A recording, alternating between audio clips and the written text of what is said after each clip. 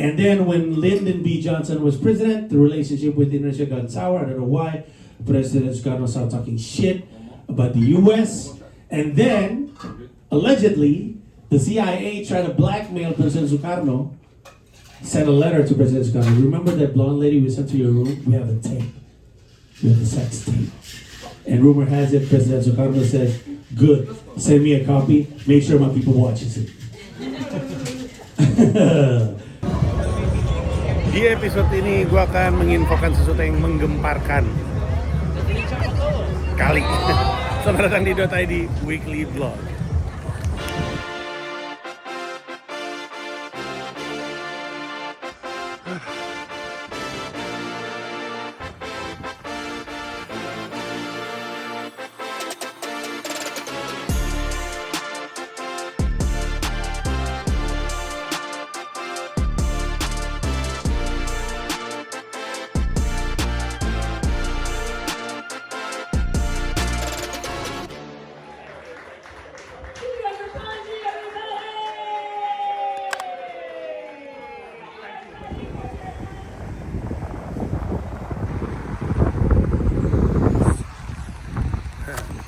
Taman yang biasa gue kelilingin ketika lari, ketutupan sama salju.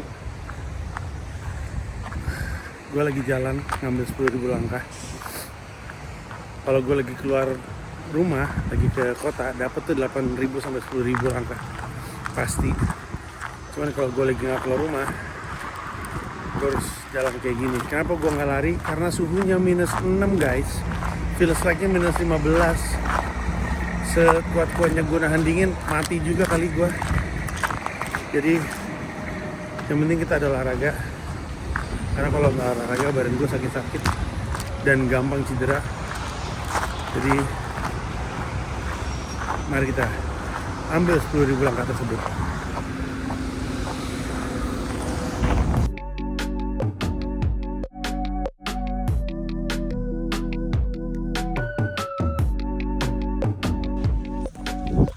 Hari Rabu ini 3 hari terakhir dari Senin, Selasa, Rabu gue nggak ada open mic, nggak ada aktivitas karena ini gue pengen menghabiskan waktu sama anak-anak karena Sira lagi libur, bukan libur tepatnya lagi periode ulangan dan dia ulangannya cuma Rabu sehingga dia Senin, Selasa di rumah. Senin libur MLK, Selasa libur, terus Kamis Jumat dia juga nggak sekolah, ujiannya cuma Rabu. Jadi gue mutusin udahlah gue Senin Selasa sama anak-anak aja masak. Hari Senin kemarin gue masak bulgogi tapi ngeracik bumbu sendiri. Ternyata nggak susah-susah banget, bahkan relatif gampang dan enak lagi. Terus hari Selasa gue masak gulai ayam. Ntar gue rencananya mau masak curry, beef curry. Besok kayaknya kami mau keluar rumah deh. Jadi ya mari kita ke rumah, siap-siap untuk masak.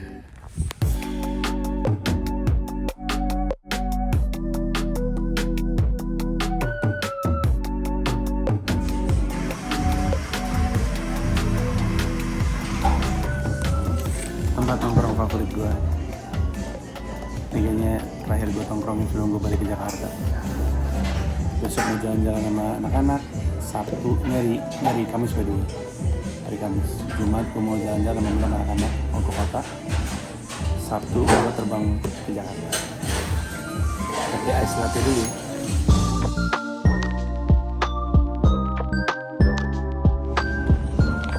Lagi di daerah Flatbush, Brooklyn karena mau naro hard disk ke Sean, kameramen gue.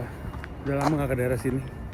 Kayaknya udah tadi weekly vlog awal-awal pernah ke sini untuk ngomongin soal semua graffiti ini. Cuman yang paling tahu Adit tuh pasti. Nanti lu cek aja sama Adit. Keren kan? Graffiti di mana-mana.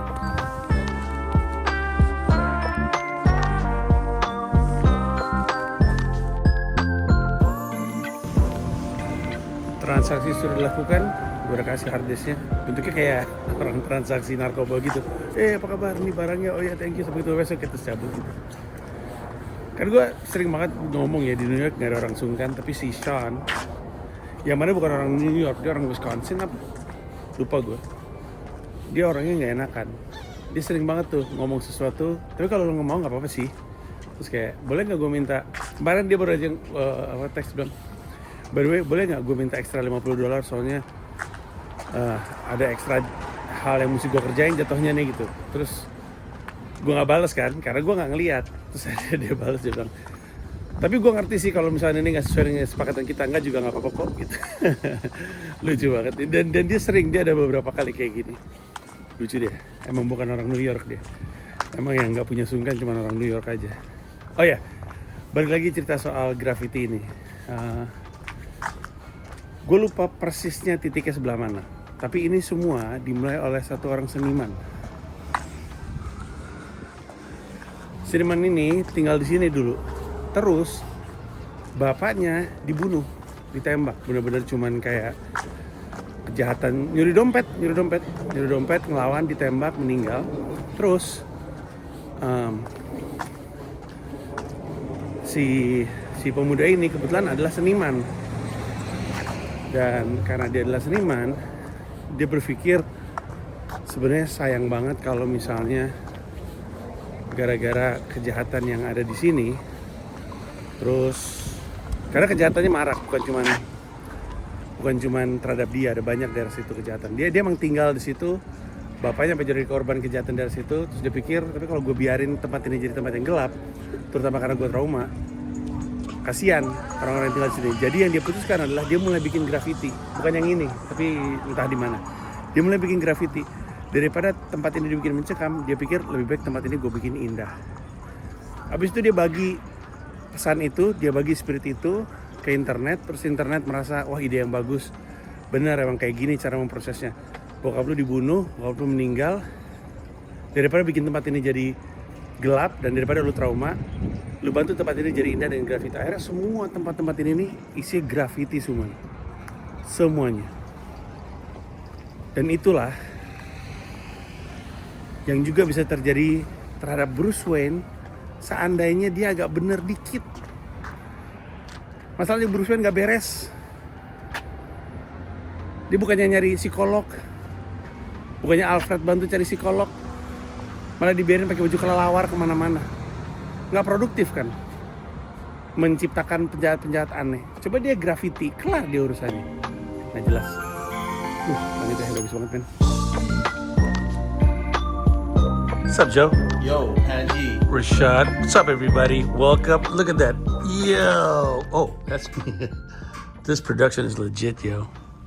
We're about to do the podcast. We're the most normal guest you'll have, and Yeah. Oh, well, I don't know in the future, but definitely so far. Yeah.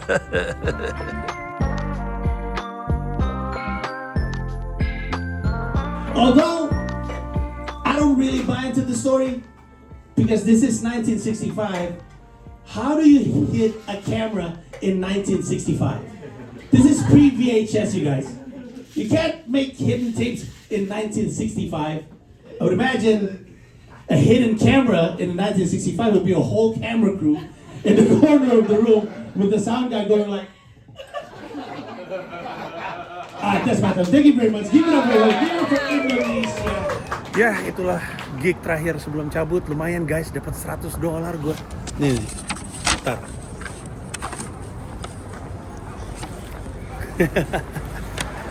Soalnya gue bawa penonton 11. Di mana 6-nya orang Indonesia, 5-nya orang bule, rombongan gue, keluarga gue. Om sama tante gue datang, mereka bawa temen-temennya, terus ada 11 orang tadi.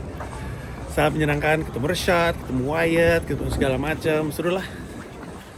Sekarang kita pulang, buru-buru karena gue ada wawancara jam 11 malam alias 11 siang waktu Indonesia Barat. Let's go.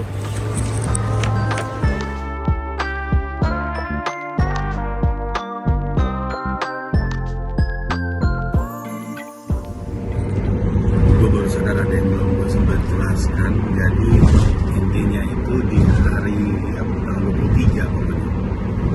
sekeluarga sempat keluar ke KJRI sekeluarga.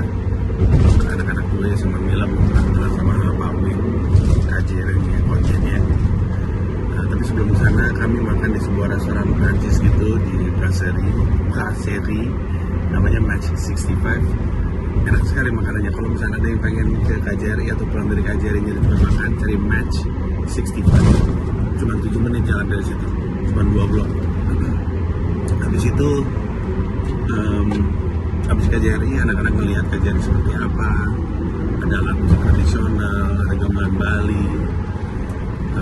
Habis itu kami pergi ke Apple Store untuk benerin sejumlah fitur dan ngecek si handphone Kamila juga sempat rusak. Ternyata kalau mau benerin 2 jam ngantrinya, service sejam. Kelamaan. Terus kami ke Barnes & Noble Store. Ya, itu adalah konteks yang nggak sempat dijelasin. Lanjutin. -5, feels like -16. Jam berapa nih? Hampir jam 8:30, -9, gue lagi jalan menyamperin Sean untuk ngambil hard disk.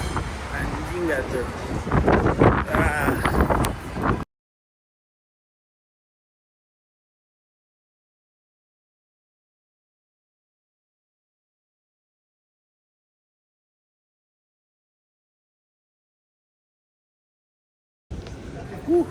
Banyak banget masalahnya nih.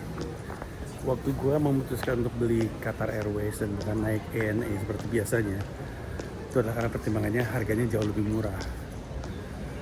Dengan pakai Traveloka Points gue bisa diskon 1 juta. Jadi gue naik saat ini cuma 10 juta nih. Apa 10 jadi cuma 9 ya, gue lupa deh. Kayaknya 11 jadi 10 sih. Sementara ANA-nya tuh sekitar 18 juta kalau gue nggak salah. Jadi gue tahu gue akan mengurangi kenyamanan gue. Gak apa-apa deh, sedikit tidak nyaman. Kalau pakai ANA kan bisa nongkrong di executive lounge-nya, platinum lounge-nya, enak. Ternyata bukan sekedar nggak nyaman, ternyata berantakan semuanya. Pesawat Qatar Airways gue telat berangkatnya. Harusnya berangkat jam 9. Jam 10 belum terbang, padahal transit gue di sini cuma 1,5 jam. Terus gue lihat 1,5 jam belum berangkat, mulur 1,5 jam gitu jadi belum jalan. Pasti kelewatan, ya udahlah ya. Gue tinggal tidur tuh, bangun-bangun terbang. Gue nyampe disuruh sama maskapainya, nanti pas keluar temui petugas kami untuk yang mesti connecting flight. Ketemu nih gue sama orangnya bilang, jadi pas gue keluar tuh ada 3 petugas Qatar Airways, masing-masing megang iPad gitu. iPad-nya tulisannya Jakarta, Melbourne, pokoknya nyambung gitulah. Gue samperin bayangan tulisannya Jakarta kan. Gue bilang connecting to Jakarta. Gue bilang oke, wait gitu. Terus yang lain pada nyodorin, ini boarding flight saya harusnya kemana, dikasih boarding pass baru. Ini boarding flight saya seharusnya saya ke kota apa, dikasih. Gua kasih dong boarding flight gua, ini punya saya mesti kemana itu. Tunggu pak, tunggu kata dia.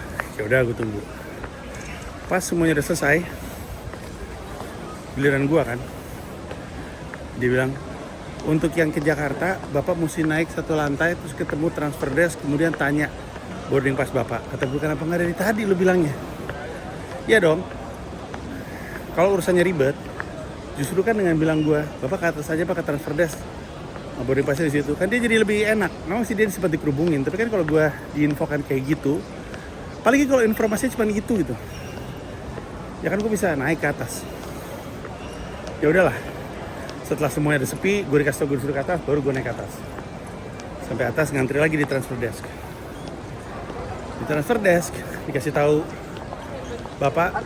Bapak belum bisa di print boarding passnya. Bapak mesti balik lagi ke sini jam 11:30 malam untuk print boarding pass di sini. Udah nih, keluarlah gue dari transfer. Oke kalau gitu gue balik lagi ke sini. Gue nunggu sekitar 6 jam kayaknya. Nah tapi waktu gue mulai mau ke restoran untuk nunggu, ketemu sama orang Indonesia juga yang juga naik Garuda, di-connectingin Garuda Indonesia. Jadi karena Qatar Airways-nya nggak ada, transfer desk-nya bilang, Bapak nggak ada nih soalnya flight ke Jakarta pakai Qatar, Bapak dipindahin ke Garuda Indonesia ya. Nanti Bapak print boarding pass-nya di sini lagi, katanya jam 11:30. Oke. Ketemu sama orang Indonesia lain. Dia juga naik Garuda Indonesia yang sama, tapi dia dikasih tahu mesti pergi ke transfer desk yang berbeda. Terus gue bilang, kok kita beda ya informasinya ya? Dan saya nggak tahu, kata dia. Dalam hati kata gue, ini antara informasi yang dia dapat salah atau informasi yang gue dapat salah. Ternyata udah nunggu 6 jam, gue samperin lagi transfer desk tadi, informasi gue yang salah. Gue udah nyamperin, ngantri lagi di transfer desk jam 11:30 malam.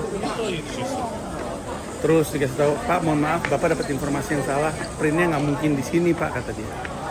Bapak harus jalan, ini gue lagi di B ya, Bapak mesti jalan ke area A. Karena di area A, di seberang gate A3, ada transfer desk untuk flight lain selain Qatar Airways. Jalanlah gue, ini jauh by the way. Jalanlah gue sampai sana. Sampai A3, seberangnya ada transfer desk. Gue bilang gue harus transfer ke Garuda Indonesia. Terus dia bantu print. Gue tanya gate-nya di mana, jawabannya di C93. Gue lagi jalan menuju ke sana. Ya, setidaknya saya dapat 10.000 langkah saya lah. Anjay, baru C6 nih. Gate gue C93. Jauh bener, kayaknya C93 udah di Kuwait dah. Jauh amat.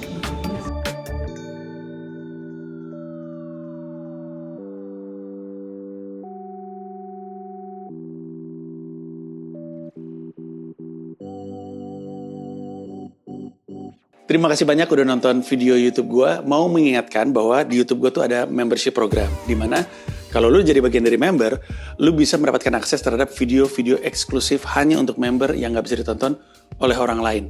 Ada 3 level, paling murah adalah 1 paham Rp30.000 sebulan, kemudian 1 rasa Rp125.000 sebulan, lalu 1 jiwa Rp1,5 juta sebulan. Masing-masing ada manfaatnya sendiri, lu bisa cek di YouTube gue, tapi yang pasti dari level 1 paham, yang paling murah, lu bisa nontonin video-video gue stand up di New York, lu bisa nontonin konten Sila, di mana gue beropini politik, dan lu bisa dengerin siniar Hiduplah Indonesia Maya. Terima kasih banyak.